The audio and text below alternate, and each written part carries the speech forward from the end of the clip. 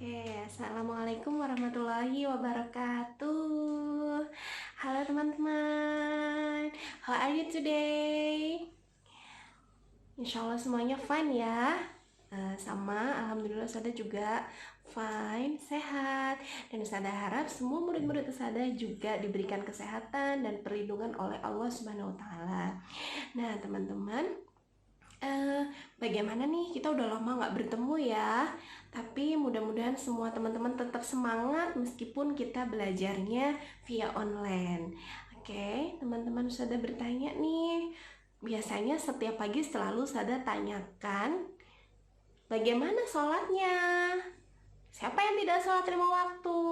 Nah, ayo, siapa yang selama belajar di rumah itu tidak melaksanakan sholat 5 waktu?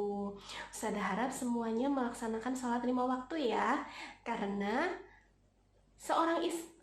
orang mukmin itu harus mengutamakan sholat 5 waktu ya. Sudah sering sekali Ustazah berikan pengarahan apa saja sih keutamaan sholat 5 waktu. Nah oke teman-teman, selain sholat 5 waktu, bagaimana dengan tilawahnya? Insya Allah semuanya tetap tilawah ya. Dan Ustazah harap semuanya tidak ada yang meninggalkan tilawah. Oke? Tiada hari tanpa Al-Quran, seperti halnya nama kelas kita. Nama kelas kita itu kan Utsman bin Affan ya. Sahabat Utsman bin Affan itu benar-benar tidak pernah meninggalkan Al-Quran. Saya harap kita bisa mencontoh dari apa yang dilakukan oleh beliau ya. Nah teman-teman, Ustazah mau mengabsen dulu ya satu-satu semuanya. Murid-murid Ustazah yang Ustazah sayangi dan Ustazah kangen banget nih sebenarnya sama kalian. Ustazah absen dulu ya. Yang pertama Ica. Halo Ica. Hai Aisyah. Halo Aman. Halo Bingkai. Hai Mas Fahri. Hai Dari, Bang Dari. Hai Denny, Kak Denny. Kak Yazid, halo. Najwa, halo Najwa, apa kabar Najwa? Halo Niko, tetap semangat belajar di rumahnya ya. Halo Sarah, apa kabar nih? Hai Raisya. Halo Kak Rahayu, apa kabar? Halo Kak Yafi, sehat selalu ya Bang Yafi ya. Kemarin katanya habis sakit, syafakallah ya. La baksa tohurun insya Allah. Dan yang terakhir, halo Almira. Baik teman-teman, di pembelajaran yang pertama, yaitu pembelajaran tematik ini, Ustazah akan kita bahas tentang ini ya, uji kompetensi 2 halaman 78.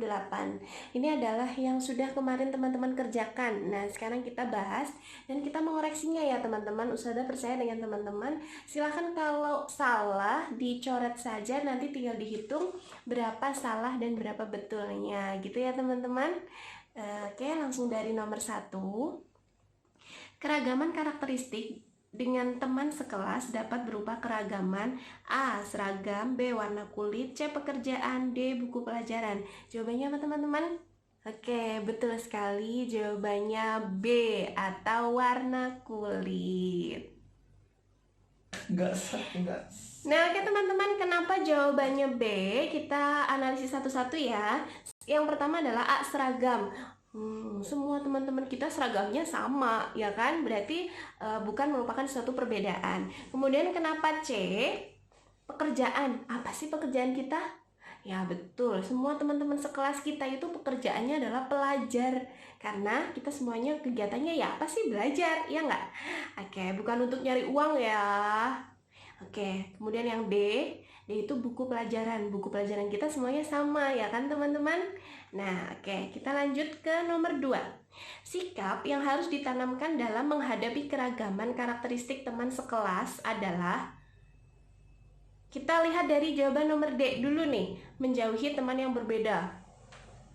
No. C, tidak duduk dengan teman yang berbeda.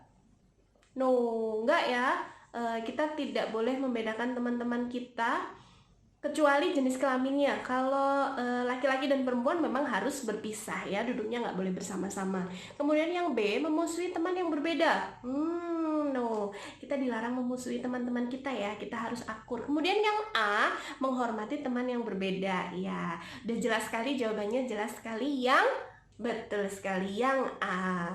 Nah, lanjut ke nomor 3. Kita harus tetap menjalin titik-titik dengan semua teman di kelas tanpa membeda-bedakan. Kita lihat jawaban yang A, kita harus tetap menjalin A, pertengkaran, B, permusuhan, C, persahabatan, D, peperangan. Apa jawabannya teman-teman? Ya, betul sekali C, mudah sekali jawabannya ya. Kalau ada yang salah kebangetan nih, jangan-jangan ada yang menjawab pertengkaran. Jawabannya C ya teman-teman. Lanjut ke nomor 4. Berikut ini, manfaat mempunyai teman-teman sekelas yang berbeda karakteristik adalah, kita lihat dari jawaban yang A, kita analisis bersama ya. A, menciptakan permusuhan. Apakah permusuhan itu adalah manfaat? Bukan ya, permusuhan adalah sesuatu yang harus kita hindari. B, suasana kelas menjadi gaduh. Gaduh itu artinya apa teman-teman? Ya betul ya, gaduh itu maksudnya rame dan nggak kondusif, nggak bagus. Itu namanya, itu artinya gaduh. Yang C, menimbulkan pertengkaran antar siswa. Nehi.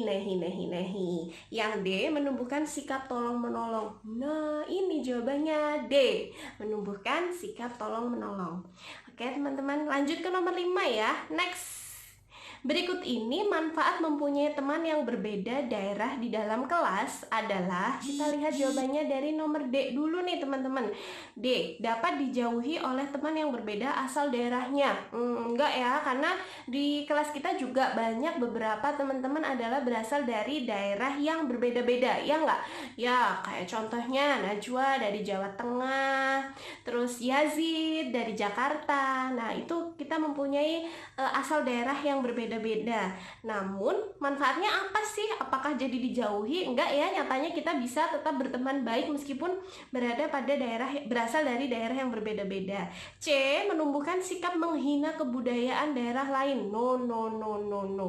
B, menimbulkan sikap iri pada teman yang berbeda daerah. Enggak ya, karena kita tahu sendiri bahwa iri itu adalah bagian dari sifat yang sangat dilarang dalam agama kita, yaitu agama Islam, iya enggak? Makanya setiap pagi dan petang kita itu apa? Kita itu apa teman-teman? Kita disuruh untuk membaca zikir pagi dan petang yang salah satu isinya adalah membaca surat Al-Falaq, yang di situ artinya salah satu manfaatnya juga kita berlindung dari orang-orang yang hasad atau orang-orang yang iri. Berarti bukan ya, jawabannya bukan B. Lalu kita lihat yang A nih teman-teman. Dapat mengetahui jenis tarian dari teman yang berbeda daerah. Ya, betul sekali ya, jawabannya mudah sekali, ini A, jelas sekali. Dapat mengetahui jenis tarian dari teman yang berbeda daerah. Ada yang salah nggak sampai sini? Mudah-mudahan nggak ada ya, ini soalnya masih standar sekali. Insya Allah teman-teman pasti bisa mengerjakannya ya. Oke teman-teman, lanjut ke nomor 6. Usada akan membaca penggalan cerita. Seminggu kemudian raksasa itu datang lagi. Kali ini si raksasa sudah tidak dapat menahan emosinya. Cepat, serahkan anakmu atau aku hancurkan rumah beserta dirimu. Aku sudah sangat lapar, teriak raksasa. Maaf Tuan Raksasa, anakku sudah berjalan ke hutan. Kembalilah engkau ke hutan tempat tinggalmu. Timun Mas sudah berada di sana, kata Mbok Yem berbohong. Karakteristik raksasa pada penggalan cerita di atas adalah A, tua, lemah, dan penakut. No. Karena di sini raksasa itu terlihat sangat kuat dan terbukti ketika dia marah. B, besar, pemarah, dan kuat. Kita lihat jawaban berikutnya ya. C, kecil, pemberani, dan kuat. Emang ada raksasa kecil? Ada ya, raksasa itu biasanya badannya besar dan kuat. D, tua, pemarah, dan pemberani. Yang tua itu siapa teman-teman? Ya, yang tua itu Mbok Yem, bukan raksasanya. Jadi jawaban yang paling betul adalah besar, pemarah, dan kuat. B. Kita lanjut ke nomor 7. Tokoh yang menjadi sentral pada sebuah cerita disebut A. Tokoh utama. Ini mudah sekali ya, langsung saja jawab aja ya. Jelas jawabannya yang A, tokoh utama. Lanjut nomor 8. Tokoh utama pada cerita legenda Rawa Pening adalah A. Timun Mas, B. Raksasa, C. Baru Kelinting, D. Nyi Latung. Jawabannya apa teman-teman? Ya, jawabannya jelas yang C atau Baru Kelinting. Lanjut nomor 9. Ustazah akan membacakan cerpennya. Teman-teman mendengarkan dengan baik ya. Pagi itu, saat Nyi Latung menumbuk padi dengan lesungnya, tiba-tiba datanglah anak kecil yang meminta minum kepadanya. "Nek, saya haus. Bolehkah saya minta air?" tanya anak tersebut yang mulai lemah. Karena merasa iba dan kasihan, Nyi Latung akhirnya membantu anak tersebut dengan memberinya secangkir air. Karakteristik tokoh Nyi Latung adalah A. Baik hati dan sombong. Baik hati dan sombong teman-teman. Mungkin nggak? Kita cek jawaban yang berikutnya dulu ya. Penolong dan baik hati. Bisa jadi nih, bisa jadi. Tapi kita cek dulu jawaban C. C. Penakut dan lemah. Penakut, lemah. Kita cek dulu jawaban D ya.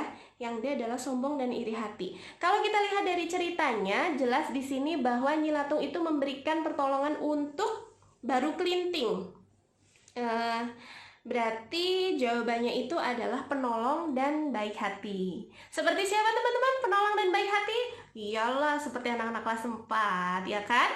Oke, lanjut nomor 10. Cerita rakyat. Asal mula Gunung Merapi berasal dari A. Sumatera, B. Jawa Tengah, C. Kalimantan, D. Bali. Gunung Merapi itu ada di mana ya teman-teman? Ya, mudah sekali ya jawabannya, jelas yang B. Jawa Tengah. Lanjut yang nomor 11. Saya akan membaca cerita cerpen pendeknya. Dengarkan ya. Kedua empu sakti ini tetap pada pendirian mereka dan menolak untuk pindah. Hal ini membuat Batara Narada dan Dewa Panyarikan marah. Terjadilah pertengkaran yang dilanjutkan dengan pertarungan di antara mereka. Kesaktian Empu Rama dan Empu Pamadi lebih tinggi. Batara Narada dan Dewa Penyaringan dapat terpukul mundur. Dewa-dewa di kayangan murka ketika Batara Narada dan Dewa Penyarikan pulang dengan tangan hampa. Berdasarkan cerita di atas, tokoh yang mempunyai karakter keras kepala. Wah, siapa nih teman-teman yang mempunyai karakter keras? Nah, siapa nih teman-teman yang mempunyai sifat keras kepala, karakter keras kepala? Keras kepala itu maksudnya itu nggak bisa diarahkan. Keras kepala itu maksudnya kekeh gitu ya, kekeh atas pendiriannya, tetapi terkadang itu lebih ke nggak bisa dinasehatin gitu. Nah, dari sini berarti tetap pada pendirian mereka dan menolak untuk pindah. Berarti kedua empu sakti. Jawabannya adalah A. Oke teman-teman, sampai sini kira-kira masih betul semua kan ya? Insya Allah ya. Kita lanjut ke nomor 12. Bola yang ditendang akan mengalami perubahan, yaitu kita lihat dari jawaban yang A, dari bergerak menjadi diam. Betulkah bola yang ditendang? Berarti kita lihat jawaban yang B, diam dan tidak bergerak. C, dari diam menjadi bergerak. D, bergerak terus. Ya, bola yang ditendang itu berarti kita semuanya tahu, terutama anak-anak cowok nih yang suka futsal. Kira-kira bola yang ditendang itu apa sih perubahannya? Ya, betul sekali. Jawabannya adalah dari diam menjadi bergerak. Ya. Nomor 13. Berikut ini contoh perubahan gaya dari bergerak menjadi diam adalah A. Bola yang ditendang. Bola yang ditendang itu seperti jawaban yang sebelumnya ya. Berarti dia dari diam menjadi bergerak. B. Lemari yang didorong. Lemari yang didorong berarti juga dari diam menjadi bergerak. Iya nggak teman-teman? Nah, lanjut ke yang C. Sepeda yang diam kemudian dikayuh. Ini juga dari diam menjadi bergerak. Iya nggak? Nah, sekarang kita lihat jawaban yang D. D, sepeda yang bergerak kemudian direm. Nah, ini jelas sekali jawabannya adalah yang D. Gaya dari bergerak menjadi diam. Iyalah, sepeda yang bergerak kemudian direm, ya jadi berhenti. Kenapa coba berhenti? Karena saat direm itu sepeda akan memperbesar gaya apa teman-teman? Ayo, gaya, betul sekali, gaya gesek. Ya. Lanjut ke nomor 14. Berikut ini contoh yang menunjukkan gaya berpengaruh pada cepat lambatnya gerakan adalah A. Sepeda yang melaju kemudian direm. B. Menangkap bola yang dilemparkan. C. Menggiring bola dengan berjalan dan berlari. D. Menarik dan mendorong meja. Wah, ini kayaknya bingung nih, ya nggak? Jawaban antara yang A sama yang C, ya nggak? Nah, oke teman-teman, kalau kita ingat saat kita seminggu sebelum kita ada acara belajar di rumah, kita pernah melaksanakan percobaan yang menendang bola dengan cepat, yang satu menendang bola dengan berjalan. Nah, di situ menunjukkan bahwa gaya berpengaruh pada cepat lambatnya gerakan, ya kan? Nah, berarti jawabannya jelas sekali. Jawabannya apa, teman-teman? Ya, yang C, menggiring bola dengan berjalan dan berlari. Nomor 15. Wah, ini IPS nih, udah masuk ke materi IPS.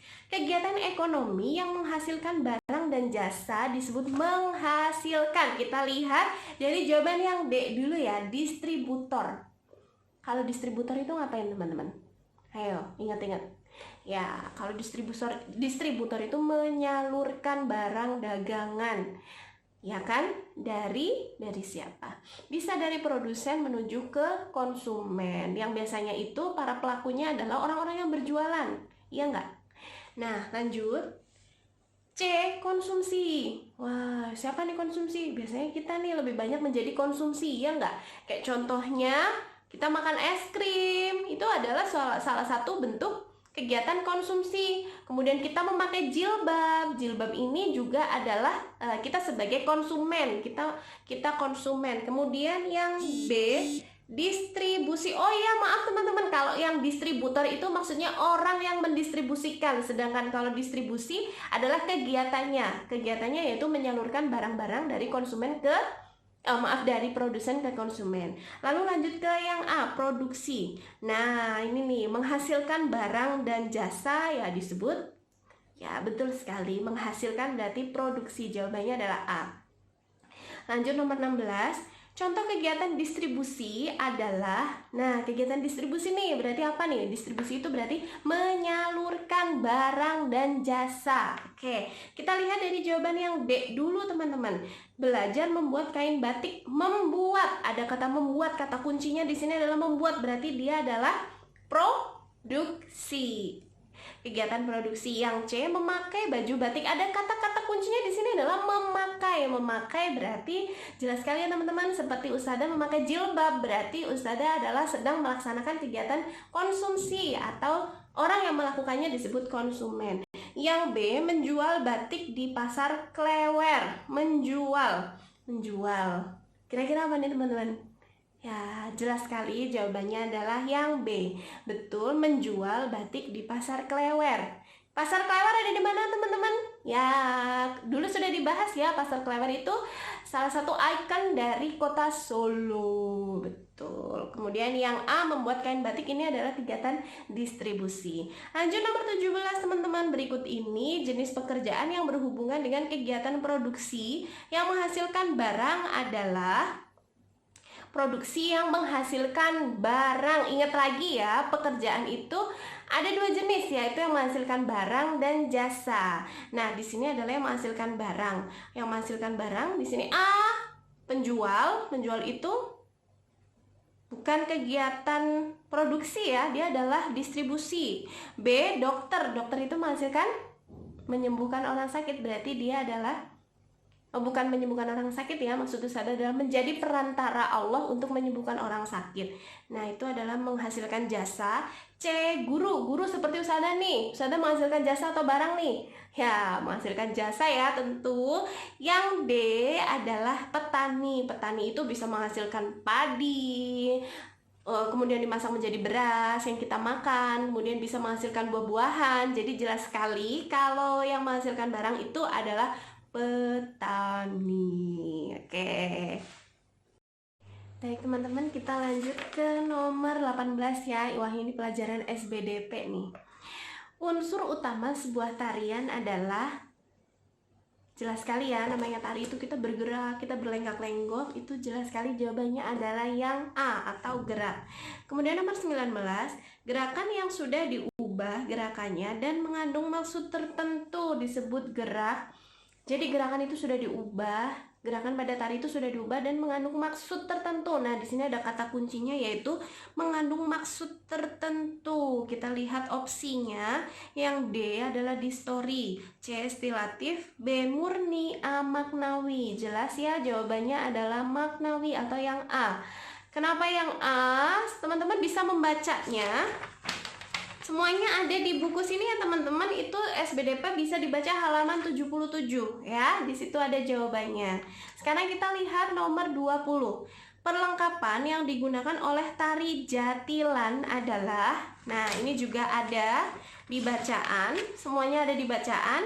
Jawabannya adalah D, kuda lumping. Oke teman-teman, sudah dibahas dari nomor 1 sampai nomor 20. Teman-teman yang tadi jawabannya ada yang salah bisa dicoret ya. Kemudian ditulis saja salahnya berapa untuk mata pelajaran PPKN, salah berapa untuk mata pelajaran Bahasa Indonesia, dan salah berapa untuk mata pelajaran IPA. Lalu salah berapa untuk IPS dan SBDP. Oke teman-teman, bisa mengirimkannya ke Ustadzah ya.